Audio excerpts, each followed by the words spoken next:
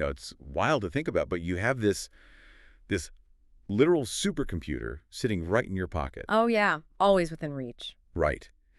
And with it, you have access to basically all the knowledge in human history. I mean, Right. you can pull up the latest astrophysics research or download centuries of philosophy in like 2 seconds. You can track your own heartbeat and sleep cycles in real time, too. Exactly. We have all this data.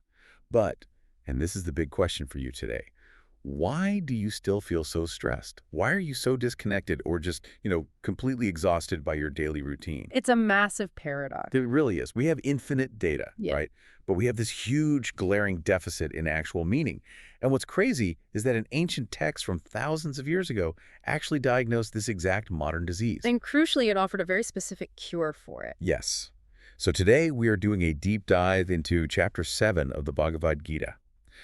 This specific chapter is known as Jnanavijnana Yoga, which translates to the yoga of knowledge and wisdom. It's a foundational text. Truly. And we've got a whole stack of expert commentaries and translations in front of us today. Our mission for this deep dive is to extract the ultimate shortcut to being, well, profoundly well-informed about the actual architecture of reality. We're going to look at what the universe is literally made of. Right, and how you actually experience it, and maybe most importantly, the hidden mechanics of why you so often feel so isolated from it. The premise of this chapter is, honestly, incredibly audacious. That's a huge claim. It essentially promises that if you can deeply understand just one specific foundational thing about reality, absolutely everything else in the universe will suddenly make perfect sense. Just one thing. That's quite a hook. Right. But getting to that realization, it requires a massive shift in how we approach learning. The method is just as important as the subject matter here. Which brings us to the title of the chapter itself, right? Exactly. The distinction between jnana and vijnana. Okay, let's unpack this. What is the functional difference between those two concepts? Like for someone listening to us right now on their commute. So, jnana is intellectual, theoretical, or scriptural knowledge. It's the data points. Like reading a Wikipedia page. Yeah, exactly. It is everything you read in a textbook, everything you hear in this deep dive, actually, or those metrics you track on your smartwatch. Okay, so just raw information. Right. Now, Vijnana is experiential wisdom. It's the phenomenon of that theoretical knowledge becoming a lived, integrated reality in your direct experience. Okay, so how do the sources illustrate that? Well, the commentators often use a very grounding analogy for this. Think about sugar. Okay, trigger. You can study the chemical formula for sucrose, right? C12H22O11. You can understand its molecular weight, how it crystallizes, the exact temperature at which it melts, all of that. I can memorize all those facts. Yes, and that is jnana. You possess perfect, verifiable data about sugar. But knowing the formula without actually putting a pinch of it on your tongue. exactly. Without tasting the sweetness, all that data is ultimately useless if your goal is to truly understand sugar. That direct taste, that is vijnana. Wow. Because C12H22O11 doesn't taste sweet on a chalkboard, right? It's just chalk. It's just chalk. And looking at modern society through that lens, I mean, we are a culture entirely obsessed with jnana. We absolutely worship data. We do. We worship metrics and information. We Yeah. think, if I just read one more article on productivity, or if I download one more app to track my sleep phases, I'll finally crack the code to feeling fulfilled. We are literally drowning in the chemical formulas of life. Yes, drowning in formulas, but we are completely starving for the actual taste. We're highly educated, yet profoundly unfulfilled. And the text is offering a warning right at the outset here. Like a disclaimer before you even start the chapter. Right. It's telling the reader, look, I can give you the ultimate blueprint of the universe, but if you treat it purely as an intellectual exercise... If you just memorize it for a test. Exactly. If you merely store it in your brain as a neat philosophical concept, it will not liberate you from your exhaustion. You have to taste it. So how do we actually make that leap? I mean, if the goal is to move from staring at the formula to actually tasting the sweetness, we need to know what we're trying to taste, right? We need a map. And Chapter 7 provides that exact map. It does this by breaking down the fundamental architecture of the world into two distinct categories. The two natures, right? Yes, the two natures of the divine, or prakriti. There's a lower nature and a higher nature. Okay, let's start with the lower. So the lower nature, which is called apara prakriti, consists of the material building blocks of the universe. And the sources outline exactly 8 components here. 8 things that make up everything. Right. And 5 of them are the gross physical elements you would intuitively expect. Earth, water, fire, air, and space. Okay, yeah. The measurable, tangible substances, the stuff we can touch, weigh, put under a microscope. Exactly, the physical universe. But then, and this is key, the text adds 3 more components to this lower material category. And here's where it gets really interesting, because those 3 things are mind, intellect, and ego. It groups them right alongside dirt and water. It does. Which is just wild to me, because in Western thought and just in our daily lives, we elevate the mind. We treat it as the highest thing. Right. We think of our intellect like our ability to solve complex math problems or write poetry, and our ego, our sense of I am me, as the absolute peak of human evolution. But this ancient framework takes your very identity and throws it in the exact same bucket as a pile of dirt. It categorizes your personality as inert matter. Why? I mean, why would it do that? Because it defines the intellect and the ego as mechanical processes. Yeah. Think about your ego, right? Your sense of self. Okay. It is entirely constructed from past experiences, social conditioning, memory. It's essentially a database of preferences. Like I prefer coffee over tea. Exactly. You prefer coffee, you lean toward a specific political ideology, you identify with your job. That whole ledger of historical data is completely inert. It's just a record of things that happen. Right. Your thoughts are essentially subtle matter. They are things that can be observed. And the logic is, if they can be observed, they cannot be the ultimate observer. Oh, wow. Okay, let me try an analogy here to see if I'm getting this. Go for it. It's like a computer system. The earth, water, and fire. Those are the plastic casing, the glass screen, the silicon chips, the hardware. The physical stuff. And the mind, intellect, and ego. That's the software, the operating system, the code. You might have an incredibly sophisticated operating system, like really advanced, but whether it's the physical hardware or the complex software, the entire machine is completely dead until you plug it into the wall. It needs power. Right. It needs electricity to actually run. That captures the mechanism perfectly. And that electricity, that is the second category, the higher nature, or paraprakriti. So what exactly is this higher nature? The text describes it as the pure animating life force. It is the pure observing consciousness that sustains the entire universe. The power source. Yes. It's the invisible, non-material energy that allows the dead hardware of your brain and the software of your ego to actually experience a thought in real time. So my personality, my memories, my anxieties about the future, that's all just the machinery processing data. It's just gears turning. The true essence, the real me, is the electricity flowing through it. But wait, if the universe is split into this inert hardware of matter and this pure electricity of spirit, how do they interact without the whole system just, short-circuiting? That's the big question. Like, how does infinite pure consciousness actually hold together the dirt, the water, and our incredibly chaotic minds? Well, the Gita answers this by introducing what is arguably the most famous metaphor in the entire text. The string metaphor. Yes, it says, all this is strung on me as clusters of gems on a string. Clusters of gems on a string. The divine, that pure higher nature we talked about, is the invisible thread. Everything in the universe, you, the listener, the trees outside, the stars, even your passing thoughts, are the diverse gems. When we look at a necklace, we only see the sparkling rubies and emeralds, right? We fixate on the shape and the color of the matter. We completely ignore the thread. Because it's hidden inside. Exactly. But if you pull that thread out, the gems immediately scatter and fall to the floor. The thread is the singular thing that makes it a necklace. And the sources go into phenomenal detail about how this mechanism actually works in daily life, too. Like, it doesn't just leave it at a poetic string metaphor. No, it gets very specific. Yeah, the text explicitly states that this divine thread is the taste in water. It is the light in the sun and the moon. It is the pure fragrance in the earth and the strength of the strong devoid of desire. Notice the precision of those examples, though. It does not say the divine is the water. Right, it says it's the taste. It is the taste in the water. It is the fundamental essence that gives water its waterness. And if we connect this to the bigger picture, this represents a radical shift in human theology and perception. Well, for most of human history, we've looked up at the sky to find the ultimate reality, right? We search for a divine force that is distant, separate, managing things from afar. Like a guy in the clouds. Exactly. But this framework insists that you do not look up.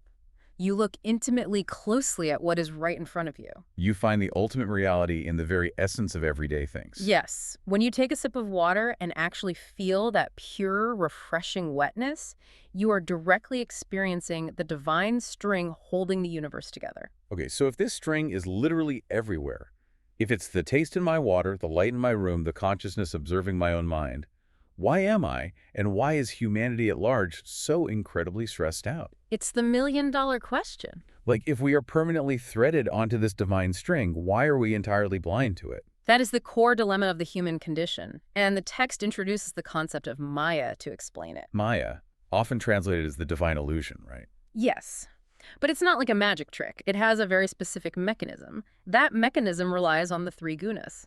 The gunas, let's break those down. So the gunas are the foundational modes or qualities of material nature. Every piece of the lower nature, including your mind and your body, is a constantly shifting mixture of these three gunas. Okay, what are the three? First is sattva, which is purity, clarity, harmony. Then there's rajas, which is passion, restless activity, and desire. And finally, tamas, which is inertia, ignorance, and laziness. So these forces act like a veil over our perception. A thick veil. The commentators use that analogy of an ocean, right? The deep, still, vast volume of water is the reality, the thread. Yes. But the surface is violently churning with crashing waves, and those waves are the gunas. We stand on the shore, utterly mesmerized and terrified by the chaotic waves, completely forgetting that the waves are just temporary shapes the water is taking. We get lost in the Maya. We mistake the movement for the substance. Exactly. And the text gets very granular about how this illusion traps us in our daily routines.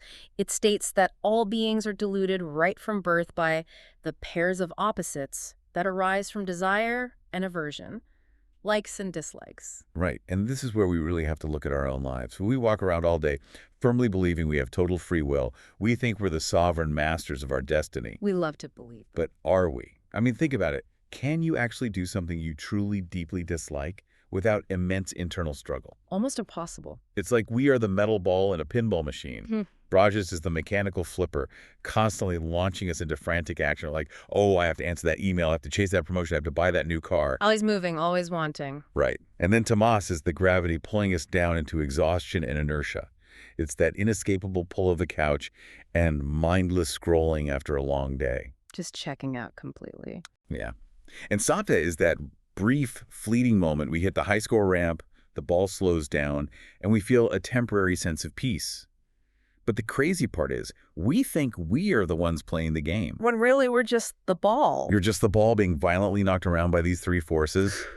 The bumpers we are bouncing between are literally just, I want this and I hate that. The endless cycle of attraction and repulsion. Yes. It is a profoundly exhausting way to live. And that pinball machine, that is the functional definition of Maya. We're so distracted by the game. We are so consumed with chasing the experiences we like and running away from the experiences we hate that we completely miss the invisible string holding the entire machine together. So how do we hit tilt? Like, if this illusion is so powerful, so deeply baked into our psychology and our biology, is anyone actually capable of escaping this pinball machine? It's a tough reality to face. Is there hope for the rest of us, or is this reserved for someone who can spend 30 years meditating in a cave?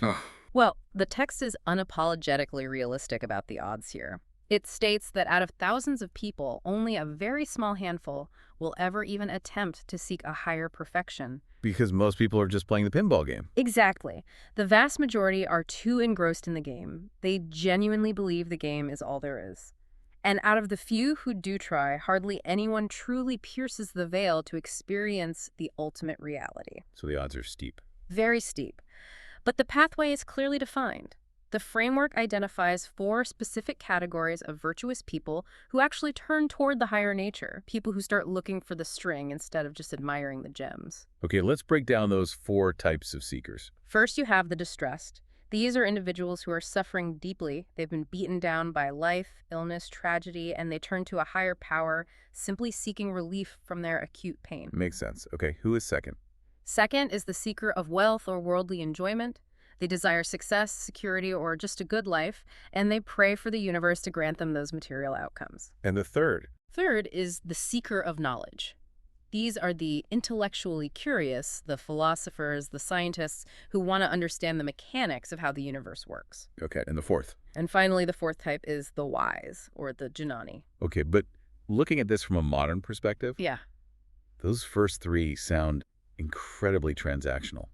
Almost selfish, honestly. They do seem that way at first glance. Right, like the distressed person wants the pain to stop, the wealth seeker wants a bigger bank account, and the knowledge seeker wants intellectual satisfaction.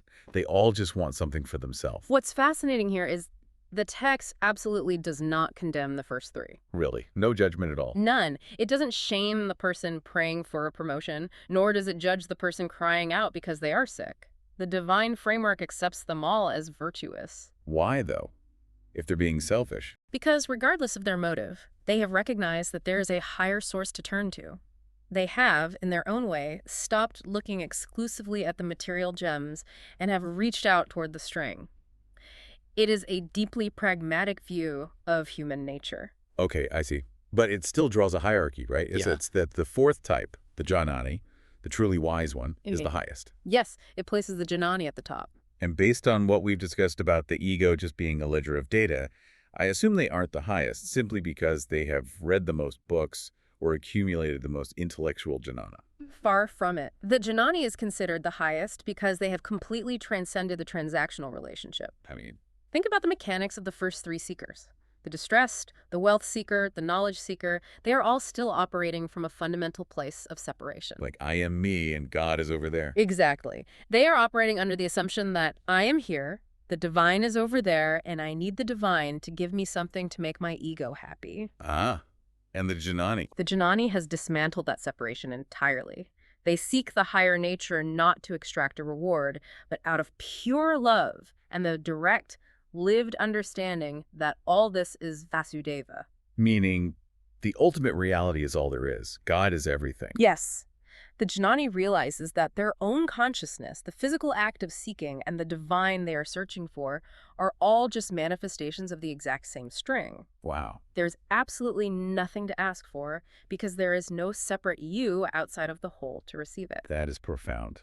And that realization, not just knowing it as a cool philosophical concept, but directly experiencing it as Vijnana, that is the mechanism that finally unplugs the pinball machine. Unplugs the machine. Wow. So what does this all mean? It's a lot to take in. It is. We started this deep dive with an audacious promise from an ancient text that learning one single thing could make this whole chaotic universe make sense. And synthesizing all these commentaries and frameworks, it really boils down to a profound mechanical shift in identity. A total rewiring of how you see yourself. Right. It requires recognizing that the things you stress over every single day, your reputation, your career anxieties, your endless ledger of likes and dislikes, are just the hardware. Just the lower nature. They are just the outer gems on the necklace, completely inert on their own. The true essence of who you are, the observer behind the anxiety, is the invisible string holding it all together. And crucially, that string within you is the exact same intelligence that sustains the cosmos. You are not a tiny, isolated fragment fighting against the universe. No, you are the universe observing itself through a temporary lens. Which brings us to a challenge for you, the listener, as you go about the rest of your day-to-day. The goal is to move past the intellectual jnana of this audio. Don't just file this away. Exactly. Do not just file this away as an interesting deep dive topic. Try to find a moment of actual Vijnana in your daily routine. Look for the taste in the water. Really feel it.